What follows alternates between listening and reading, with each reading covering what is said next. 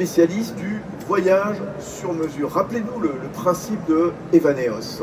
Alors Evaneos, c'est une marketplace qui permet à tous les voyageurs en fait, de créer des voyages sur mesure en contact direct avec une agence locale. Donc c'est ça la spécificité, c'est qu'on va bénéficier d'une expertise qui est sur place, dans la destination dans laquelle on part pour créer son voyage. Et le bénéfice pour le voyageur, c'est de sortir des sentiers battus, c'est de faire des choses qu'il n'aurait pas faites tout seul s'il préparait son voyage, qu'il n'aurait pas fait avec un tour opérateur traditionnel. Et on a eu cette idée parce qu'on s'est dit, le tourisme, les tours opérateurs, les agences de voyage sont énormément intermédiaires. Les intermédiaires rajoutent à la fois de la marge, mais aussi de la standardisation. Et on a voulu revenir à l'essentiel du voyage en se demandant comment est-ce qu'on pouvait créer un modèle qui permette de voyager de manière, je dirais, pure, avec un grand V, être vraiment dans la découverte, dans la rencontre, dans l'improvisation aussi. Je pense que le voyage, c'est de la surprise, c'est pas avoir tout minuté à l'avance. Et donc on a voulu créer ça. Et la solution qu'on a trouvée, c'est de créer un réseau d'agences locales partout dans le monde, dans toutes les destinations. On a des spécialistes qui vivent sur place, qui vont dénicher des offres et qui vont les proposer à des voyageurs. Et à chaque fois, c'est unique. Donc quand vous êtes un voyageur, que vous arrivez sur la plateforme, on va créer avec vous un voyage qu'on n'aura jamais vendu à un autre avant. Ouais, et les destinations, c'est quand même pas n'importe quelle destination. C'est pas des destinations qui sont fréquentées par les touristes de base, entre guillemets. Quand je dis ça, je ne suis pas du tout méprisant. Vous voyez ce que je veux dire, Eric? Alors je ne sais pas ce que vous voulez dire, mais en termes de budget, en tout cas, c'est accessible à tout le monde. C'est-à-dire que justement, c'est le principe de la plateforme. En enlevant des intermédiaires, on rend ce type de voyage beaucoup plus accessible. Et on peut partir, que ce soit proche de chez soi, en France même, en Espagne, en Italie, ou à l'autre bout du monde, au Japon, en Australie, et créer ce type de voyage avec des experts. Comment on valorise ces destinations qui ne sont pas exposées au tourisme de masse? Quand je disais ça, c'était évidemment des pays style, je sais rien, on voit des pubs, la Tunisie, partez pour 300 € une semaine tout compris, enfin bon, sans doute que... Voilà. Alors c'est effectivement pas ça. Nous on vend toutes les destinations, mais on les vend différemment. On peut partir en Tunisie hors des sentiers battus. Oui. Il y a énormément de choses à faire en Tunisie, c'est un bon exemple. On n'est pas obligé de rester dans un club hôtel au bord de la plage, et pour le même prix, on peut vivre des aventures, et encore quand je dis ça, pardon, voilà, qu'on ne se prenne pas sur ce que je dis, voilà, il y a des gens qui aiment partir à Hammamet dans des hôtels clubs, mais voilà. Enfin. Exactement, et donc nous on est là pour... en tout cas on veut redonner du sens au voyage. Il y a un impact écologique fort quand on voyage, on prend l'avion, donc ça a un sens, ça a un impact, mais par ailleurs il y a des impacts positifs, positifs sur soi, positifs sur les destinations, donc ça il faut les maximiser, et je pense qu'on les maximise quand on permet aux populations locales de bénéficier du tourisme, quand on permet aux voyageurs de sortir des sentiers battus, d'aller visiter des communautés, d'aller visiter des lieux qui ne sont pas habituellement visités, et on peut le faire aussi en France en fait. On a 90% des touristes mondiaux qui se massent dans 5% des destinations, 5% des mêmes moments de l'année, quoi. Donc ça c'est un peu quelque chose qu'il faut résoudre. Et justement, est-ce que vous avez renoncé à certaines destinations justement pour en privilégier d'autres, pour en faire découvrir d'autres? Je voyais que vous aviez par exemple développé le Nicaragua. Voilà, le Nicaragua, au moment où beaucoup vont au Costa Rica, il y a le Nicaragua. J'y suis allé. C'est totalement sauvage, il y a des choses magnifiques à faire au Nicaragua. Les pays baltes aussi, voilà, sur le continent européen, on n'est pas obligé de... Exactement, moi j'ai créé Evaneos parce que j'ai un fantasme d'aventurier, de découverte, et donc je préfère aller en Albanie qu'en Grèce, en Corée du Sud qu'au Japon, et à chaque fois on a une aventure qui est exceptionnelle. Et pour faire ça, en fait, il faut juste trouver des experts qui connaissent la destination et qui sont capables d'ouvrir les bonnes portes. Et donc c'est ce qu'on fait avec Evaneos. Comment est-ce qu'on améliore l'offre en permanence? Parce que ça fait donc 15 ans que vous avez créé Evaneos. Comment est-ce qu'on se remet en question chaque année, justement? En fait, on se pose des questions qui sont d'autant plus prégnantes en ce moment, avec notamment après le Covid, cette question environnementale qui revient en permanence. Donc nous, typiquement, en ce moment, on travaille beaucoup pour en fait créer ce type de voyage beaucoup plus proche de chez soi, un peu à l'image des intervenants aujourd'hui. Et donc on appelle Close to Home chez Evaneos, qui sont en fait des collections de voyages accessibles en train, même en vélo, hors des sentiers battus, même à 3 heures de Paris, c'est possible, en Espagne, en Italie. On a ouvert Evaneos en Allemagne, en Italie et en Espagne, et on permet à ces gens-là aussi de venir en France.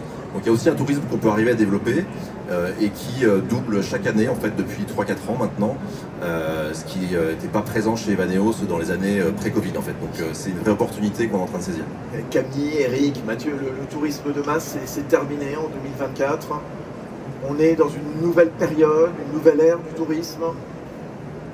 On va chercher des expériences beaucoup plus singulières, beaucoup plus sur mesure. Et je pense que c'est ce que vous avez créé aussi avec Evanways et Staycation, mais je pense que l'objectif est que les voyages impactent, qui créent des vrais souvenirs, des vrais moments de vie assez simples, et finalement on peut créer ça aussi bien à 1 heure de Paris qu'à l'autre bout du monde. Qu'à l'autre bout du monde, sans s'empêcher de prendre l'avion. Exactement. Oh ouais, attention, voilà, bien sûr. Mathieu Dugas, Staycation.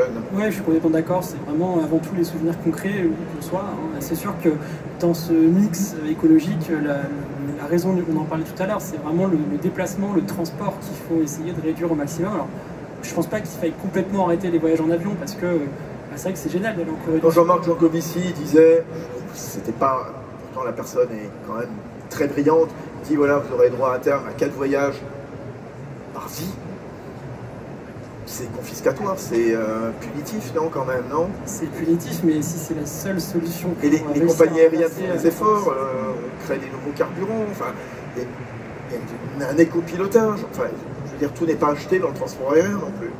Tout n'est pas acheté, il y a des choses qui sont faites. Alors je ne suis pas expert du secteur aérien, donc je ne vais pas forcément pouvoir commenter davantage, mais c'est sûr que voilà, aujourd'hui, il y a un enjeu à essayer d'avoir une approche plus raisonnable de ce déplacement.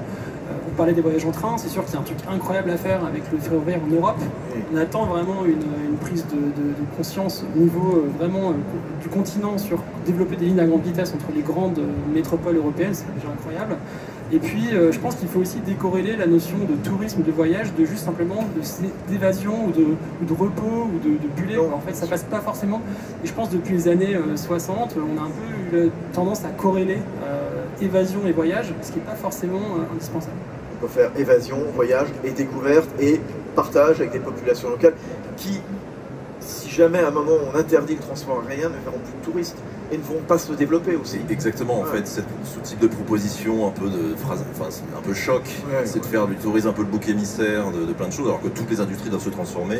Et pour autant, on ne demande pas à des industries de diviser par 10 ou 20 leur activité en l'espace d'une annonce législative, quoi. Donc, moi, je pense qu'il faut accompagner une transition.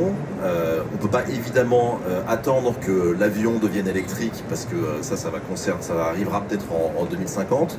Il faut limiter son nombre de voyages. Il faut reposer la question du sens de voyage et se dire, si je vais à l'autre du monde, pourquoi j'y vais? Nous, typiquement, on ne va pas vendre une semaine à la plage, ce n'est pas des types de voyages qu'on vend. On a interdit chez Evaneos d'acheter des voyages qui nécessitent de se déplacer en avion et qui nécessitent de passer moins de 5 nuits sur place. Donc tout ça, on a coupé. Donc, pour créer un mouvement de remise au centre de ce qu'est le voyage, et on observe dans nos chiffres, en tous les cas, une durée de voyage qui s'allonge. Donc on observe que les gens qui partent loin, ils y vont plus longtemps en se disant je vais y aller une seule fois dans ma vie. Donc ça, c'est des comportements qu'on voit de plus en plus.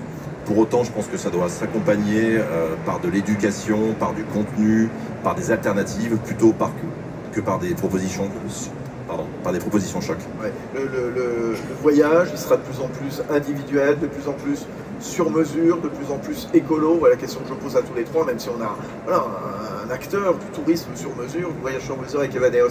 Camille? Je pense aussi que ça passe par la réponse à des enjeux RSE plus globaux. Donc, par exemple, l'intégration la prise en compte de l'économie locale. Donc, par exemple, chez The Oasis House, toutes les activités qu'on propose sont locales. On peut faire une fraise du climat à côté de la maison, une balade en forêt, aller visiter le brasseur de bière, travailler avec des partenaires locaux. Donc, finalement, ça, c'est quelque chose qu'on fait, nous, dans nos maisons, mais qu'on peut faire aussi bien à l'autre bout du monde et faire découvrir vraiment le local. C'est ce que les gens cherchent. Mathieu Dugas, Staycation. Ouais, et puis je pense que pour compléter ce que dit Camille, nous on se voit presque plus comme un acteur de la ville qu'un acteur du tourisme. En fait, 50% de nos réservations sont faites par des gens qui vivent à moins de 6 km de l'hôtel. On est vraiment sur de l'ultra local. Et finalement, on sort l'hôtel d'un contexte de voyage pour le faire entrer dans un contexte beaucoup plus de divertissement, de bien-être dans sa ville, ou en tout cas près de chez soi. C'est sûr qu'aujourd'hui, quand on entend personnalisation, quand on entend sens, quand on entend... voilà, c'est un petit peu ce qui se passe partout. C'est-à-dire qu'aujourd'hui, on est tous habitués à rechercher du sens dans notre consommation et être habitué aussi à avoir des services à la demande de plus en plus personnalisés, de plus en plus individuels. En quelques clics sur son téléphone, on est habitué à être livré de tout. Donc en fait, je pense que le tourisme n'y échappe pas. Je pense qu'aujourd'hui, les gens recherchent avant tout du sens dans ce qu'ils font, et puis recherchent de la personnalisation, des expériences à leur image. Et voilà, je pense qu'il y a... Et de l'ultra-personnalisation, c'est ça aussi qui va caractériser le voyage de demain, Eric, la Bonardière, Evaneos. Oui, je pense, parce que ce qui justifiera aussi de partir en voyage, de brûler du carbone, de dépenser de l'argent, ça va être de plus en plus cher aussi de voyager. Ça va être d'avoir l'impression de faire quelque chose d'unique, de différent de son voisin, de différent, j'espère, ce qu'on voit sur les réseaux sociaux aussi, pas d'être dans le mimétisme permanent. Donc ça, c'est un peu une espérance que j'ai aussi, parce que le tourisme le nécessite. Et c'est pas encore complètement vrai dans les chiffres. Alors je parlais des chiffres d'Evaneos, mais quand on regarde sur le marché aujourd'hui, en début 2024, les compagnies aériennes en fait sont revenues au niveau de l'avant-crise et des chiffres de 2019. Donc ça veut dire que Air France, notamment, globalement on est encore dans une industrie tourisme de masse, ça c'est certain. Donc voilà, et donc il y a une vraie transition qui va prendre du temps à s'opérer. Mathieu. Et puis il y a aussi avec un biais, je pense, assez occidental. C'est-à-dire que nous, voilà, je pense qu'on a toujours été habitués, en tout cas pour ceux qui ont la chance de voyager depuis très longtemps. Et il y a des pays dans lesquels on a eu la chance d'aller même plusieurs fois. Donc vraiment on se dit, tiens, j'aimerais bien faire une thématique différente, découvrir autre chose. Mais il faut aussi penser aux pays émergents qui en fait commencent tout juste à voyager, qui pour la première fois mettent leurs fesses dans un avion et se disent, moi j'ai envie de voir la Tour Eiffel, j'ai envie de voir le Mont Saint-Michel, mais enlevez pas ça. Enchaîner toutes les capitales européennes Exactement. en 8 jours, quoi. Voilà. Donc c'est là aussi, je pense qu'on a, nous, et c'est important qu'à notre échelle occidentale on le fasse, mais il ne faut pas oublier aussi qu'il y a toute une nouvelle génération de voyageurs qui arrive et qui n'a pas exactement les mêmes attentes non plus. Et compte tenu du réchauffement climatique, de toutes ces préoccupations environnementales, est-ce qu'il y a des destinations, on va se dire, c'est terminé un jour? Voilà, je pense à la neige en montagne, je pense évidemment à la montée des eaux au bord de la mer, etc. Est-ce que ça c'est quelque chose, vous les professionnels du tourisme, auquel vous songez en vous disant, dans 10 ans, on ne pourra plus aller là, parce que peut-être cette terre aura disparu, ou peut-être en effet à la montagne il n'y aura plus de neige, il n'y aura que des herbes, enfin, je sais pas, Eric, on pense à quoi? Comment on se projette? Nous justement on est en train de travailler là-dessus, on se projette à 2030 en se demandant qu'avec l'évolution, en fait, destination par destination, des enjeux liés à la destination, et nous de miser sur les destinations qui elles-mêmes réfléchissent à ça. Donc le ski c'est un bon exemple, c'est sûr que dans 10 ou 20 ans, alors on voit pas trop de ski, mais il y a plein de destinations qui ne vivront plus de ça, mais en tous les cas elles réfléchissent pour beaucoup. Le ski, c'est vrai pour le ski, mais c'est vrai pour d'autres destinations à l'autre bout du monde qui vivent beaucoup du safari, mais dont les espèces sont en voie de disparition.